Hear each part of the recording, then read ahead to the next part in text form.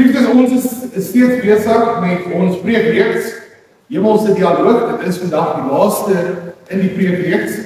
So ons kyk vir die laaste keer na die gebed wat God vir ons gee in Matteus. Ons lees saam daarom twee tekste, Matteus 6, vers 9 tot 13. Ons fokusvers is vers 13. En dan direk daarna lees ons ook saam Psalm 20, vers 1 tot vers 10. Ons fokusvers daar is vers 8. Ek herinner julle sommer dat ons het laaste paar weke 7 om presies te wees, gepraat oor die gebed en hoe Christus ons geleer het hoe om te bid volgens die Onse Vader, en ons het dit toegepas op ons eie lewens. En vandag sluit ons af met die laaste deel van die gebed. Ek lees vir ons Matteus 6 vers 9 tot 13. So moet julle dan bid: Ons Vader wat in die hemel is, laat U naam geheilig word. Laat die koninkryk kom, laat U wil geskied, soos in die hemel, so ook op die aarde. Gee ons vandag ons daaglikse brood en vergeef ons skulde, soos ons hulle vergewe wat teenoor ons skuldig staan. En bring ons nie in die versoeking nie, maar verlos ons van die bose. Want aan U behoort die koninkryk en die krag en die heerlikheid tot in ewigheid. Amen. Ons fokusvers is vers 13 weer, die laaste deel van vers 13, want aan U behoort die koninkryk en die krag en die heerlikheid tot in ewigheid. Amen. Dan blaas dan nou op Psalm 20 toe. Psalm 20 vers 1 tot vers 10. Die kinders van onthou as jy die Bybel 2 het, jy maak die min of meer die middel oop en kry jy Psalms. So ons blaai dan na Psalm 20 toe. Vir die musiekleier, die Psalm van Dawid. Mag die Here U antwoord op die dag van benoudheid. Mag die naam van die Here van Jakob U beskerm. Mag hy vir U opstuur uit die heiligdom en U uit Sion ondersteun. Mag hy al U offergawes in gedagte hou, U brandoffers aanvaarbaar vind. Selah. Mag hy aan U gee wat U hart verlang en elkeen van U planne laat slaag. Ons wil juig oor U verlossing in die naam van ons God, U vaandel hoog hou. Mag die Here aan al U versoeke voldoen. Nou weet ek dat die Here sy gesalfde verlos. Hy sal hom antwoord uit sy heilige hemel met kragtige verlossingsdade van sy regterhand. Party beroem hulle op strydwaans, ander weer op perde, maar ons beroem ons op die naam van die Here ons God. Hulle stap in mekaar en val, maar ons staan op en bly staande. Here, verlos tog die koning. Mag hy ons antwoord op die dag wanneer ons roep. Ons fokus hier is vers 8. Party beroem hulle op strydwaans, ander weer op perde, maar ons beroem ons op die naam van die Here, ons God. Ons tema van vanoggend se prediking, wat julle van die reeks in die preek wees. Ons vertrou op God vir liggaam en in gees.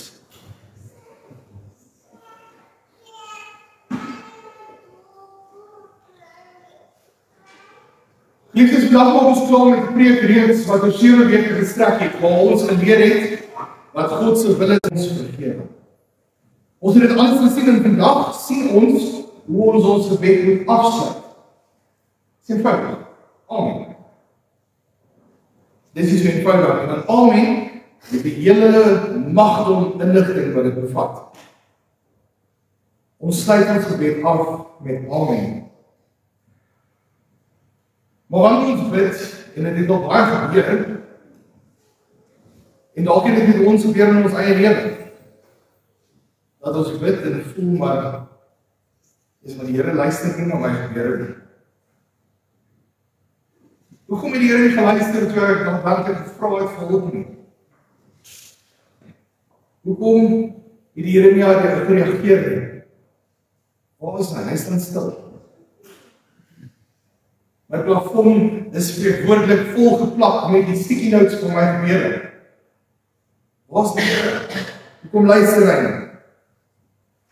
En dan verseker iets so eenvoudig soos Amen. Ons van die Here se antwoord op ons gebede. Dat hy luister. Inderdaad luister. Mense word wel gereeld met sulke vrae. Maar as iets wat ons dalk baie vinnig baie duidelik in die weg gekry, en dit is dat wanneer ons dit glo, ons glo dat God nie ons gebede antwoord nie, dan is ons besig om 'n leuen te volg. Dan is ons besig om 'n leuen wat in ons lewe is, of dalk iemand van ons gesê het, maar jy bid nie sterk genoeg nie, of jy glo nie goed genoeg nie. Dis leuns. Want in 'n wêreld wat gevul is met vinnige reaksies, verwag hulle dat ons nou 'n antwoord moet kry van die Here. En ons weet ons Here werk nie so nie. God is nie iemand wat net mense waard maak, wanneer ons aanspraak maak daarop. En dadelik verval die hele voorspoedsteologie wat praat van neem en klein. In die naam van die Here trek ek dit aan. In die naam van die Here sal ek dit nou aangryp. Die Here werk nie so nie. Die Here antwoord gebede volgens sy wil, volgens sy tyd, want hy is almagtig, hy is wys, hy is volkome, hy is alomteenwoordig, en hy weet alles.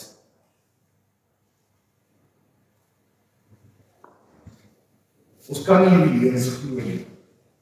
En daarom wanneer ons aan die einde van ons gebede sê, Amen, sê ons dat ons vertrou in God, dat dit sal so wees.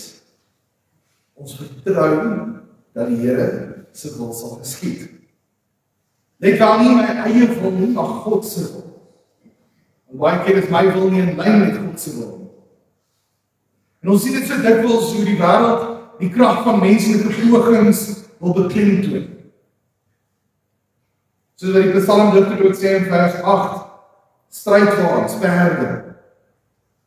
Hoe mense op spreekwoordelike strydwaans wil vertrou, op hulle eie vermoë wil vertrou, veel eerder as op die van die Here.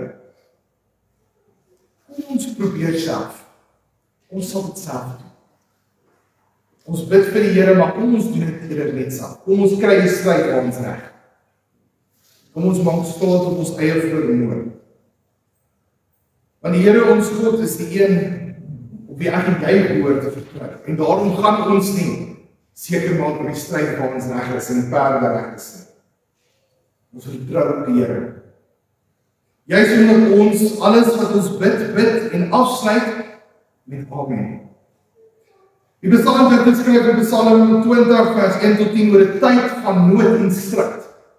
Daar is 'n tyd in die Psalmdigter se lewe waar hulle nou afhanklik moet wees. En dan sien ons, daarso is twee kontrasterende gedagtes wat baie duidelik na vore kom. Die strydwaans, die perde, die mense en hulle dinge. En die ander ding, ons vertrou op die Here, die naam van die Here, ons God. Dit is 'n oproep van totaliteit en afhanklikheid tot God. Waar elke deel van ons lewe, elke sfeer van die lewe oorgegee word aan God. Vertrou. Nie op ons eie vermoë nie, maar op hom. Wanneer ons bid deur Christus, ons gebede sal dit ook waarin seker wees. Waarin seker is soos hy sy dienswerk, dit wat hy gedoen het vir ons. Dit wie hy vir ons is. So ja, dit is waar. Daar is mense wat vertrou op strydwaans en op ander op perde. In Psalm 20 sien ons hierdie twee kontrasterende gedagtes en dit getuig nie net van Dawid se tyd nie, maar dit getuig ook van ons tyd. Want dit is amper asof Dawid in vandag se tyd kon skryf. Dit is amper asof Dawid nou lewe. Dit is die eerste Psalm wat ons sien, want ons sien dit ook in Psalm 12 waar Dawid sê, maar ons geen vrome meer oor.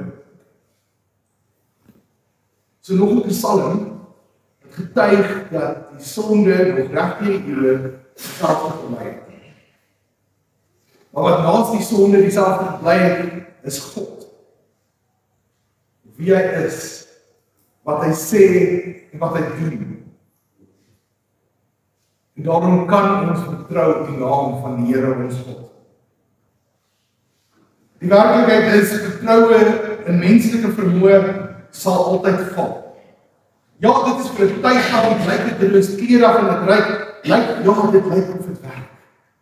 Daai stryd waans wat ons opgesaal het, daai perde wat reg is om te gaan, dit lyk of dit gaan werk. Baie selfvoldaan staan ons aan ons dink, maar my plan sal werk. Maar dit sal altyd val. Wanneer ons kultuur, ons eie Afrikaner kultuur ondersoek, hou die kulture om ons, sal ons sien mense gereeld op die standpunt gaan dat hulle selfverseker seker iets wil doen. Ons sal staat maak op hulpbronne om ons, ons sal staat maak op finansies en materiële besittings, ons sal self staat maak op iemand anders. Ek kan dalk nie self nie, maar ek vertrou op A, B en C. Ek vertrou op 'n ander persoon. Die aardse strewe na stand en erkenning in die samelewing is wat dit dryf. Dit is 'n neiging om staat te maak op enigiets anders behalwe op God. 'n Verlange na iets, 'n soeke na iets.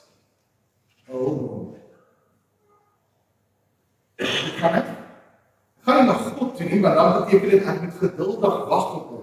Waar gaan ek? Ek gaan na waar almal heen gaan, ek gaan wêreldse dinge doen. Want dit is vinnig, dit is maklik, dit is soos 'n pak op 2 minute los, wat ons gaan maak, vinnig en gerieflik. Gou kry ons antwoorde. Maar ons wag nie op die Here. Ons sien ook in die konteks van die Psalm, die oproep tot vertroue in God.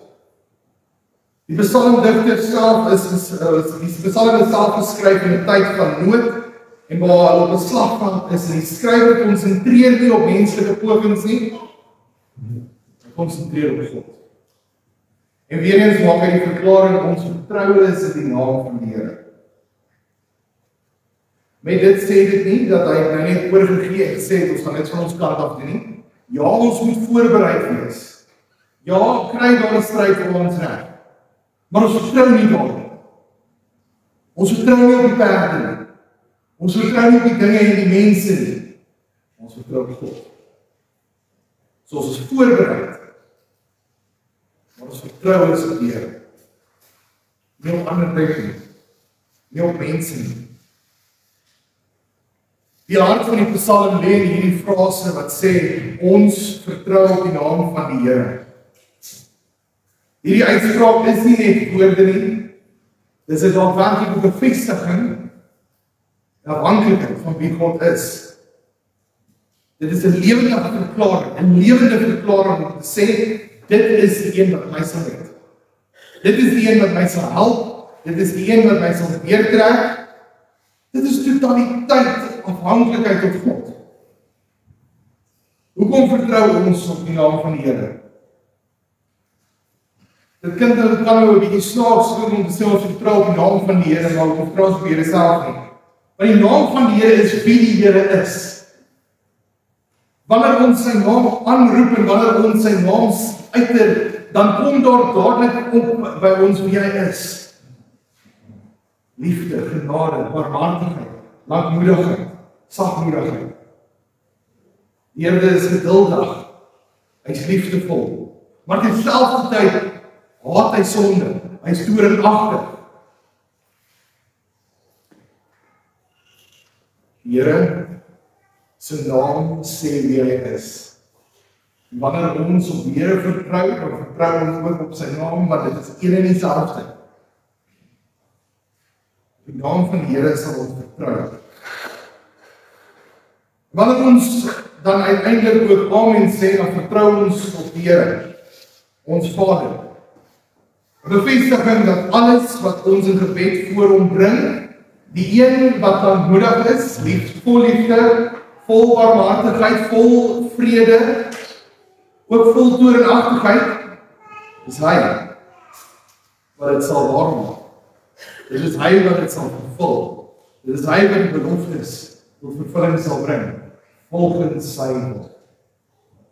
Nie volgens my wil, of volgens die wil van my gesin of familie nie, maar volgens die wil van God die Vader. En dit is hoekom ons ook op hom vertrou. Maar wanneer ons amen sê aan die einde van ons gebede, sê ons nie net ons vertrou dit nie. Ons moet besef wat beteken amen. Amen beteken dit is waar en dit is seker en dit is so. As ons daardie stowwerige Griekse leksikon woordeboek van ons sal afstof, sal ons sien dit definieer dit as 'n gebruik aan die einde van 'n gebed of lofprysing om betroubaarheid en sekerheid wat ons sê en bevestig in God. So om amen te sê is nie net 'n lukrake woord soos 'n punt aan die einde van 'n stuk. Soos ons hele gebed deur, dan sê ons aan die einde in die naam van Christus, amen. Met ander woorde, dit is vas en dit is waar en dit is seker en dit sal so wees en ons vertrou op God dat sy wil sal geskied. So amen is nie amen, dit is nie amen. Dit is nie net 'n vierletter woord nie. Daar is 'n hele betekenis daar agter. En maar ons dit besef, sal ons besef dat alles in ons Vader staan. Dan sal ons besef dat hy is ons Vader. Ons sal besef dat hy ons werklik voorsien. Ons sal besef dat hy vir ons gee volgens sy wil, ons behoeftes en begeertes nie. En dan sal ons ook besef dat hy ons vergewe. En dat ons daadwerklik ook ander moet vergewe, soos hy ons vergewe. Dit is die finale bevestiging aan die einde van die gebed, dat ons alleen hom vertrou. Maar ons vertrou nie net in God nie, ons vertrou in die Vader, die Seun en die Heilige Gees. En soos Christus ook in die Nuwe Testament sê, hy is die lewende amen. So Christus is die een wat gekom het van die Vader om te bevestig dat dit waar en dit is seker dat God se beloftes wel vervul is soos in die Ou Testament. In die Ou Testament het God beloof dat ek sal by my volk wees. Hy het beloof dat almal sal gered word wie in God glo deur Christus. En dan kom Christus en dan sê die lewende amen en hy sê dit is so. Dit is waar en dit is seker en jy kan op God vertrou. Natuurlik het Christus gekom om vir ons sondes te offer te wees. Die straf gedra vir my en jou. Maar hy is die lewende amen wat vir ons wys God betroubaar is. Hy het altyd sy beloftes gestaan. Hoekom kan ons vertrou in Christus as die lewende amen of die lewende amen?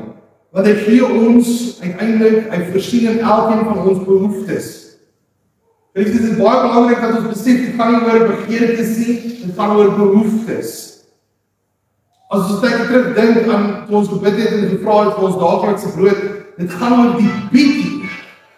Dit gaan oor die klein bietjie, die selfs al is dit net 'n droë snye brood, sodat ons God kan loof vir wie hy is. Ons behoeftes, nie ons begeertes nie. Maar ons sien dan word dit ook bevestig as aanvullend Psalm 20 vers 5. Hy gee ons wat ons hart begeer. Nou ons het baie vinnig besef dat hierdie begeer praat nie van R1 miljoen in 'n bank of 'n nuwe kar nie. Hierdie begeer praat van wat die wil van God is. Daarom het ons ook die Saligspreuke gelees. Ons begeer dat reg en geregtigheid moet geskied. Baie van ons kan getuig van ons eie werksomgewings. Ons honger en dors na wat reg is. En so vervul Christus en God daadwerklik ook in ons begeertes. Dit wat in lyn is met sy wil. Christus is die lewende amen op wie ons kan vertrou, want hy het ook die oorwinning behaal. Die lewende amen het gekom, en die oomblik toe hy opgestaan het uit die dood, is hy die lewende amen wat sê, dit is waar en dit is seker en dit is so, dat hy gesterf vir die sondes. Hy het opgestaan uit die dood, en die dood oorwin. Christus is die lewende amen wat ons kan vertrou, omdat hy die oorwinning vir ons behaal het. Nie net vir iemand daar ver nie, maar vir my en jou wat ook in verhouding staan met God. Dit bring vir ons sekerheid, dit bring vir ons sekuriteit en dit bring vir ons vertroue wanneer ons tot hom nader in ons gebed.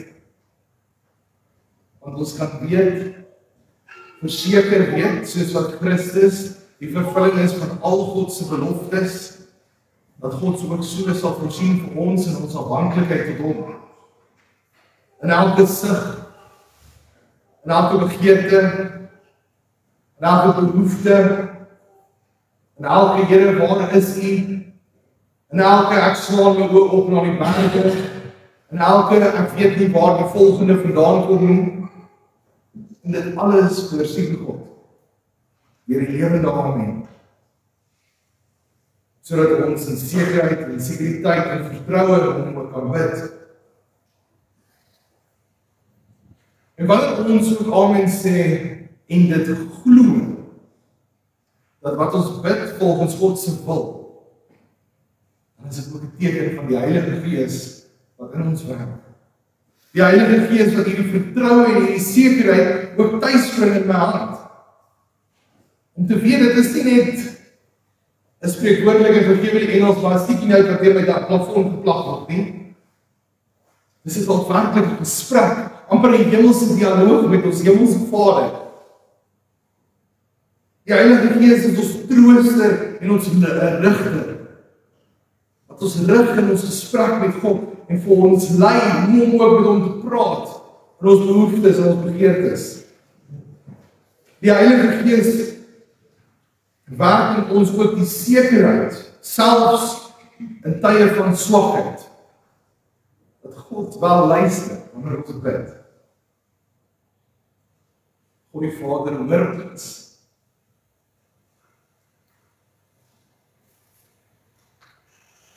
Die Heilige Gees verder transformeer ook ons gedagte en ons harte, sodat wanneer hierdie leuns opkom, dat Here luister nie regtig my gebed nie, hoekom moet ek verder bid?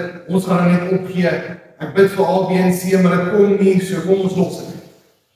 Dan kom transformeer die Heilige Gees ook ons harte, sodat ons doelgerig aanhoudend steeds kan bid.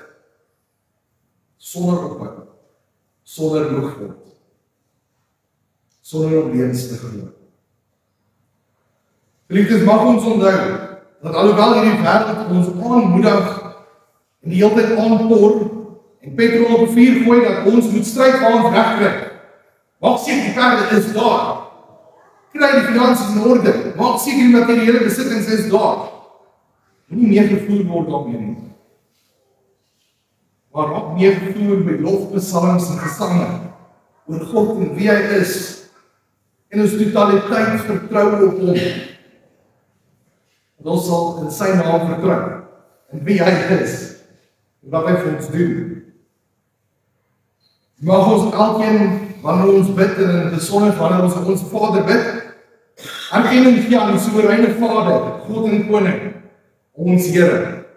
Die Vader wat vir ons alles gee, volgens ons behoeftes en volgens sy wil. Mag elkeen van ons onthou wat dit beteken om volgens sy wil te vra en dan volgens te lewe, sodat sy koninkryk ook kan kom in hierdie wêreld. Dat ons daadwerklik afhanklik kan wees tot hom. Selfs al is dit 'n droë stukkie brood. Genoeg om net te uitdruk. Aan U kom toe die lof, eer en heerlikheid. Mag elkeen van ons ook in ons gebede bekeer. Vra vir vergifnis. Mag ons daadwerklik ook in ons doen en late bekeer. Dit bely voor God. Wegdraai van die sonde wat ons merk laat mis. Want dit wat sonde is. En mag ons daadwerklik lewe in die vergifnis van God die Vader. Geskenk deur Christus se verdienste. Bewaar deur die Heilige Gees in ons harte. Laat ons vandag weer opnuut ons vertroue volkome in die Here plaas. Ander mense sal dit doen op strydwaans of perde. Maar geliefdes, hulle weet nie wat ons weet nie. Ons vertrou plaas ons in die naam van die Here, ons God. Amen.